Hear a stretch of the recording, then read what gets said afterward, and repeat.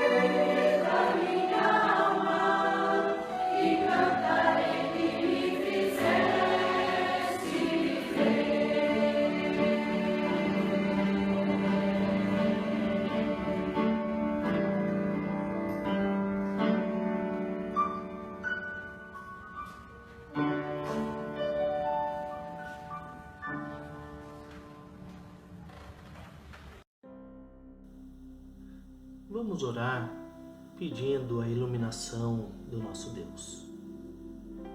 Ó Deus, ó Pai de amor, nós oramos a Ti, gratos por estarmos aqui neste momento, meditando na Tua santa e bendita palavra. Sê com todos aqueles que ouvem esta palavra e também, ó Deus, de forma muito humilde, Te peço que o Senhor me use para que a Tua mensagem ela chegue aos corações. Que possamos ser transformados na leitura e no meditar daquilo que o Senhor tem preparado para nós nesse instante. Tudo nós pedimos e agradecemos, no nome santo e precioso de Jesus. Amém. Irmãos e irmãs, já lemos a palavra, já ouvimos uma música também inspirada no Salmo 142, e neste momento nós iremos estudar este texto. É verdade que semana passada, na última quarta-feira, nós iríamos estudar esse texto e tivemos aí dificuldades técnicas. Mas isto não nos impede de fazê-lo nesse instante e agrega ainda mais valor ao tema que trabalharemos. Trabalharemos nesse texto sobre a seguinte perspectiva: clamando a Deus em meio a uma grande tribulação. Ou poderíamos dizer, clamando a Deus em meio a um grande sofrimento. E como tem sido sofrido, né, irmãos e irmãs? Sofrido estar distante da igreja, sofrido estar distante das pessoas que amamos, sofrido nos recolher em nossos lares, com dúvidas e com medo. Como tem sido sofrido. Mas se estamos falando de perigo, de tribulação, de sofrimento, estamos falando também de clamor. E há uma frase de um teólogo americano chamado Sproul, que diz o seguinte: a oração tem um lugar vital na vida do cristão. Alguém pode orar e não ser cristão, mas alguém não pode ser cristão e não orar. Ora, o que Sproul está nos dizendo? Está nos dizendo que é impossível um cristão não orar. Ou melhor, é impossível ser cristão e não orar. Porque se você é um cristão, significa que você segue a Cristo Jesus. Se você segue a Cristo Jesus, você recebeu o poder para ser chamado filho de Deus. E se você é filho de Deus, você precisa estar em contato com o Pai. É isso que Sproul está nos dizendo. E o texto que lemos, Salmo 142, nos fala a respeito de Davi. Na verdade, é uma oração que Davi fez num momento de grande sofrimento. Este salmo nos conta o momento em que Davi ainda não era rei. Davi sabia que seria rei. E todos ao seu redor sabiam que Davi também um dia seria rei. Inclusive, Davi já havia sido ungido na sua mocidade com a promessa de que um dia seria rei. E este era o grande problema. O atual rei, Saul, não gostava nada dessa história. E por isso resolveu matar Davi. Resolveu unir o seu exército de 3.000 homens e enviá-lo para capturar Davi, vivo ou morto. Inclusive, o melhor seria morto. E este texto, então, nos mostra a oração que Davi fez naquele momento. porque naquele momento Davi não tinha o que fazer, e ele faz então a primeira coisa que qualquer ser humano faria: ele foge e se esconde em uma caverna. E ali dentro daquela caverna, escondido, com medo, trancado, sem poder sair, Davi ora a Deus.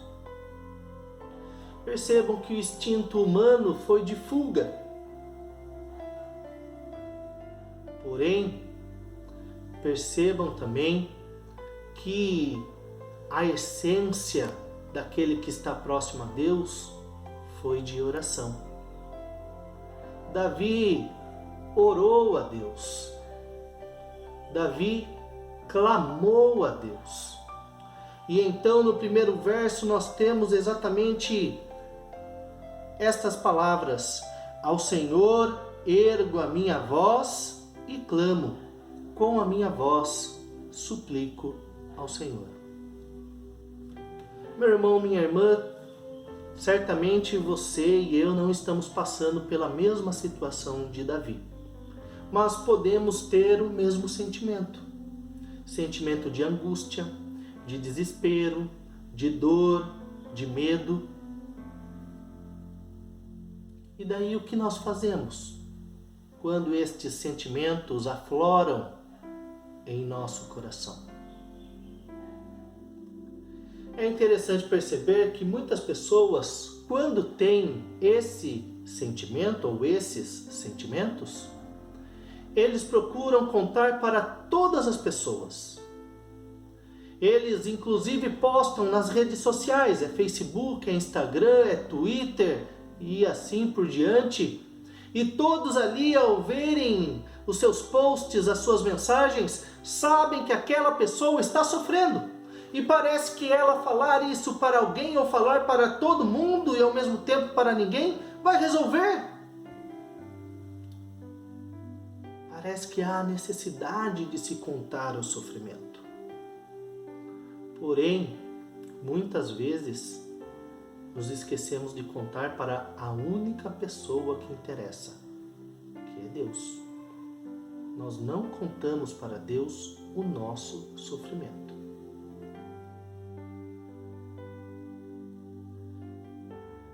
E por isso, hoje nos é colocado esse desafio de orar a Deus pelo menos todo dia.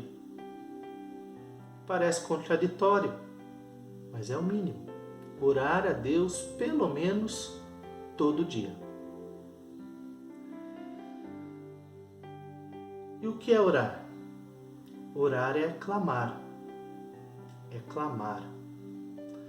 Verso 2 diz: derramo perante ele a minha queixa, a sua presença exponho a minha tribulação, ou seja, é colocar perante Deus a sua queixa, a sua reclamação, o seu problema.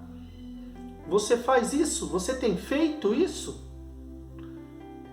Sabem, irmãos e irmãs, muitas vezes, quando vamos conversar com Deus, como se diz no sítio, nós ficamos rodeando toco. Nós temos medo de ofender a Deus, de falar algo imperdoável, e então nós não colocamos perante Deus o nosso clamor. E por isso o nosso coração muitas vezes não recebe o alívio necessário. Sabe, irmãos e irmãs, esses dias, como pastor, tem sido muito difícil. É muito difícil ficar longe da igreja. Meu coração dói. E mesmo sendo pastor, demorei para conseguir colocar perante Deus o tamanho dessa dor. Nós precisamos levantar a Deus as nossas queixas. Sabem, irmãos e irmãs, se o seu coração dói, é porque Deus se importa com você. E esta não é uma frase pronta, mas é uma realidade. Se o seu coração dói, é porque você, meu irmão, minha irmã, sendo cristão, tem nele o selo da salvação, o Espírito Santo que habita em ti. E diz a palavra de Deus que o Espírito Santo, ele geme, ele nos faz sentir. Isso significa que Deus está conectado a nós e nós estamos conectados a Deus.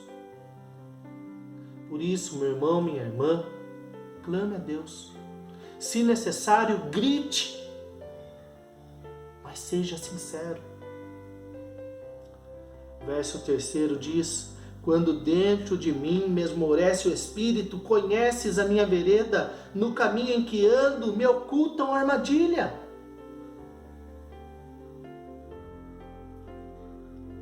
Sabe, irmãos e irmãs, nesse texto que lemos, Davi estava dentro de uma caverna.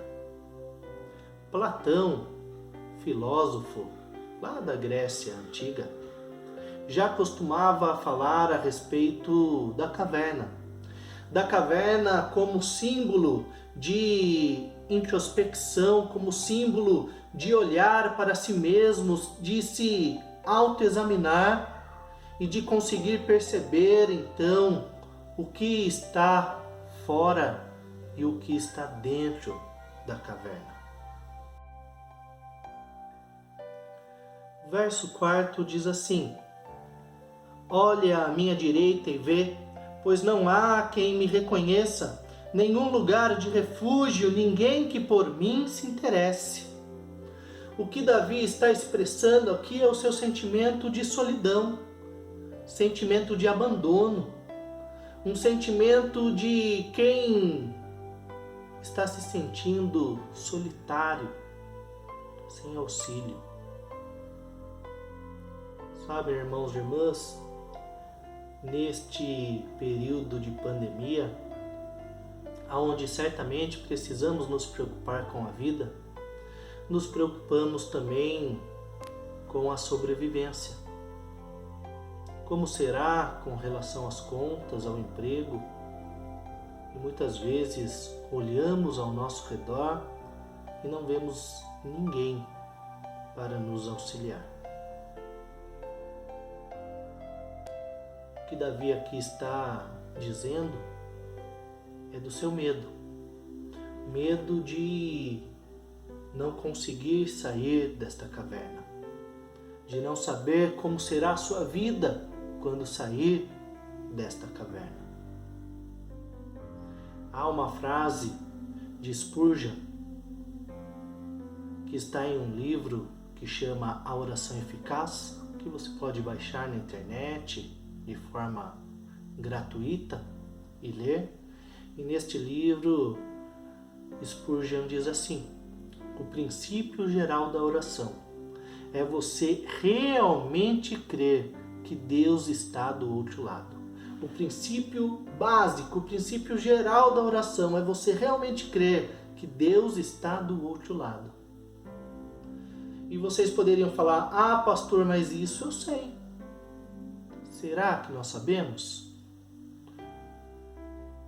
Porque se nós oramos, se nós clamamos, se nós pedimos a Deus e nós não acreditamos que Ele é poderoso para fazer, então nós não acreditamos que quem está nos ouvindo é Deus. É aquele que é dono do passado, do presente e do futuro. Muitas vezes nós estamos falando com Deus como quem fala em um celular com baixa bateria, com problemas de sinal, onde não se sabe se a pessoa do outro lado está ouvindo, se vai dar tempo dela ouvir. Mas o que Davi aqui faz é exatamente colocar perante Deus este medo de que o seu futuro seja incerto. E então ele continua a sua oração no verso 5º, dizendo: a ti, Senhor, eu clamo e digo, tu és o meu refúgio, o meu quinhão na terra dos viventes. E quando Davi diz isso, ele está declarando: Senhor, o Senhor é a minha herança. Eu não tenho mais nada. Eu estou numa caverna. Eu estou preso. Eu não tenho mais a vida que eu tinha lá fora. E agora o que será de mim? Se vierem aqui e me matarem, eu não perco nada. Porque eu não tenho mais nada. Eu só tenho a ti.